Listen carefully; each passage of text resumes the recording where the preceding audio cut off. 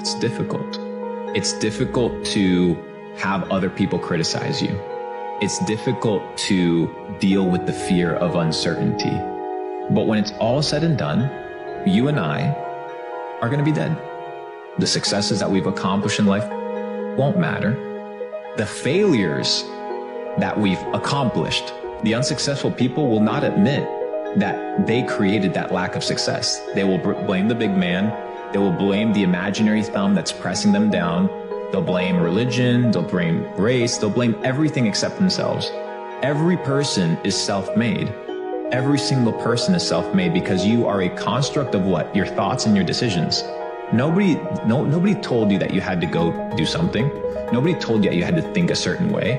And if you did, and somebody told you that, are you a slave? That's the difference between winners and losers that I think in terms of not so much their self-talk, but just their attitude. Like when I set out to do a project, I expect to win. I don't expect anything else than that. I expect to be the absolute best. I expect to win. It's a legitimate, in my heart, expectation. Every winner I know, every one of them, they don't pick a target and then say, man, I wonder if we can get there. They pick a target and then they start thinking, okay, well, how can I get there? All right, I got to do this. They break it down. They take the big goal. They break it down into actionable steps to a daily basis. They execute those steps and they understand that they execute those steps every single day. Eventually you get there. If you go out to dig a hole in the ground and you say the hole has got to be 20 feet by 40 feet and you got a kid shovel and you go out there and you start shoveling, it doesn't really matter how much you got done the first day or the second day as long as you kept moving, because eventually the hole is going to get dug. All right. And that's the same thing in goals. It's the same thing in business. You show up every day, you chip away at it, you don't quit, and you keep going, and it produces the result. And dude, that's been my experience. Everything I've ever said I'm going to do has happened because I'm willing to do anything to do it. And I think that's the attitude that's missing amongst most people. Most people just have the attitude of, oh, this would be cool if I could do this.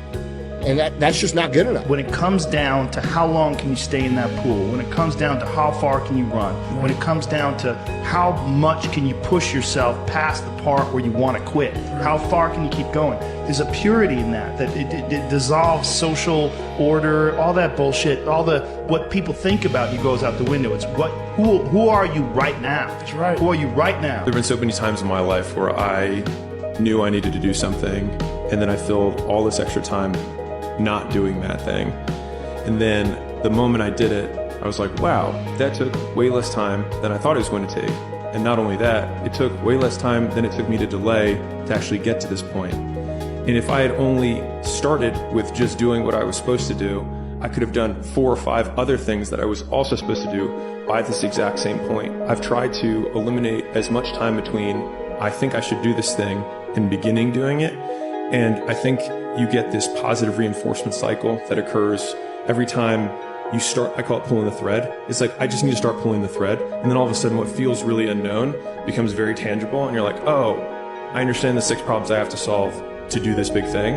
But now I know the problems, and then it feels like you can wrap your arms around it, and then you can start taking it one bite at a time. You know the one thing you're not doing, you need to be doing that could flip the script right now on your life. Maybe it's your confidence, maybe it's your belief, maybe it's getting back connected to your faith, maybe it's getting in the gym, maybe it's getting out of a relationship, out of a business you're in that you don't love anymore, out of a job you're in. But you truly know, you have an intuition right now, as I said it, what's the decision? And the people that are blissful and happy make the decision. For some of you, it's to really listen a lot more closely to things Brendan teaches about peace. Maybe the decision for some of you is, I've got to take more time to me. I've got to get clear on where my breaks are. I've got to get clear on my peace of mind time. I've got to get more into my self-care. I don't know where on that spectrum of life all of you are, but I know you pretty much know what that decision is. It's whether or not you'll have the courage, because you get clear enough on what you want and you want it bad enough that you will make that one decision. And dude, this is something that people just can't get through their head. They want everything to be fair. It is not ever going to be fair. Ever. There are going to be people that are better looking than you. There are going to be people that have better genetics than you. There are going to be people that are smarter than you. They're going to have people that have more money than you, or grew up in a better family, or have more advantages, or have more opportunities. So what? Okay, it's your job to assess where are you, and then take the action to get where you want to go, regardless of where you start, regardless of where someone else starts. And so many people tell themselves this ridiculous story about all these advantages that other people have, when in reality, a lot of times these people didn't even have those advantages. Freedom in life to make the choices you want, to someday be in a place in your life where you call the shots, where the world doesn't have their thumb on you or your family anymore, it makes me emotional to the standpoint of I just wish so many people knew how good that feels to wake up free. Because so many people live in free countries, but they're not free.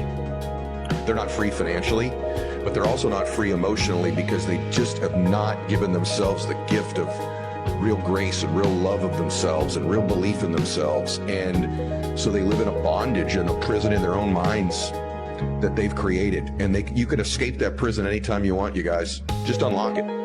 Just walk out right now. You can walk out of that bondage in your mind of not believing in yourself or being down on yourself or not having a dream again in your life. You know, not having that thing inside of you that gives you that fire, that want to, that hunger. You can literally just take the key and open the prison gate right now and walk right out of that door into a whole new life. And that's not rhetoric. It starts in your mind. It actually starts in your spirit. And then it moves very quickly to your mind. And I will tell you that in your life, I think the devil, the adversary, the negative vibrational frequency of life is usually in the mind. And the highest vibrational frequency, God, is in the heart. If you listen to your heart and just get a little bit quiet, and you'll begin to have that heart whisper to you that you're born to do something great with your life. You're born to do something awesome, and it is not too late for you. Your mistakes, your past setbacks do not disqualify you. You're immensely... Be the guy who embraces the ugly, the miserable. Be the guy who embraces hard work, the grind. Don't be afraid of being hurt. Don't be afraid of sacrificing some blood. Or are you a free person? And if you understand that you have freedom and sovereignty, now you understand, like you said, you're fully accountable for every decision that you make. And when you're successful, oh, you want all the praise, right? When you're successful, hey, look at me. Look what I did. I'm fully responsible for this. But it's the same thing with lack of success, and it's the same thing with failure. And most people, when they fail, they don't like to look at themselves in the mirror and say, you know what? Maybe I have to change. People want change to happen to them. They don't want to change. And when you realize that change isn't going to happen to you, you need to actually proactively determine your future. Then and only then can you actually take not only full accountability for your good actions, your bad actions, but for your full life. The biggest difference between people who win and people who lose is that winners expect to win. Winners are not surprised when they win. Like when I win, I don't overly celebrate because I expected that to be the outcome.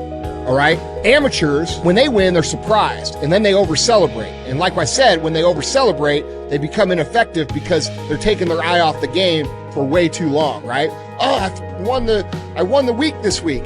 And then they talk about that 1 week for the next 6 weeks. And the next 6 weeks, the guy who expected to win is still going just as hard. So it's an expectation. Once you understand that most people don't think, you need to do the opposite of what most people do. Most people are followers. And the worst thing you can be is a follower of a follower. That's what most people are. Most people are following followers. Won't matter. So enjoy life. Don't take it so seriously. And enjoy the process of experiencing every potentiality that life has to offer. Don't have junk food inside of your fridge. Get rid of it. Just have the essentials and the whole foods that you need so that you're not tempted. Half of the battle is the temptation. Half of the battle is going through do you know how much energy is expended in the battle of things that you're supposed to purge from your life? Just get rid of them completely.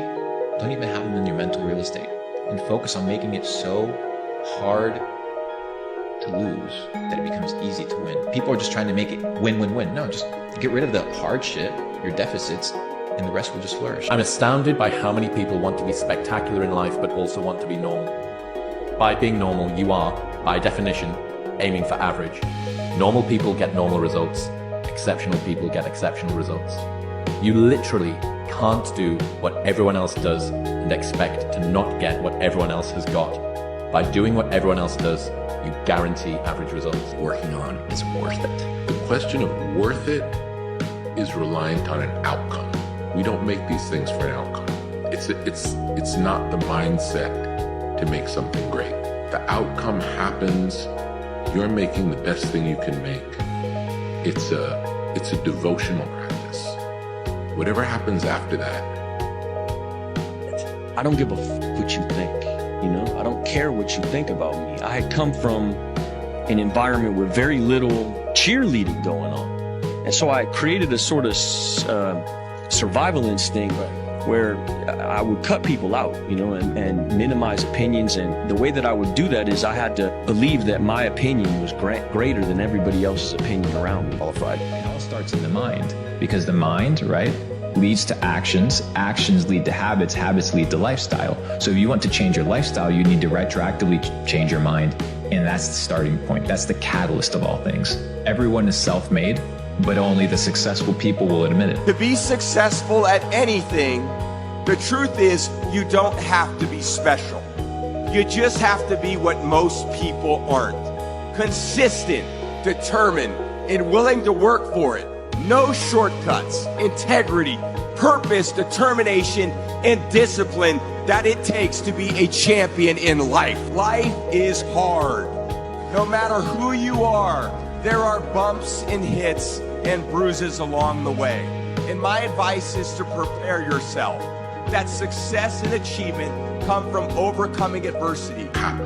I've come to realize that the people that win long term are the people that make it so hard to lose that it becomes easy to win.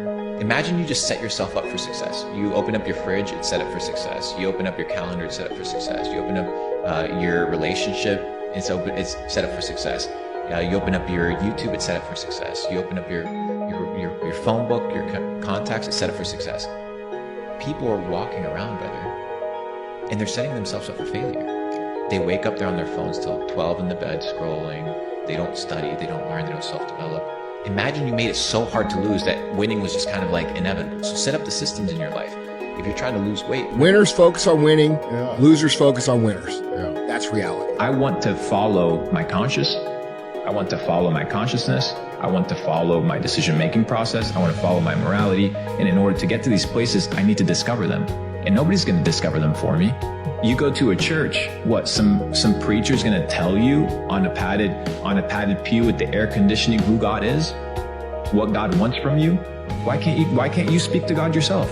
Mm-hmm. Why can't you have a relationship? If that guy could, why can't I?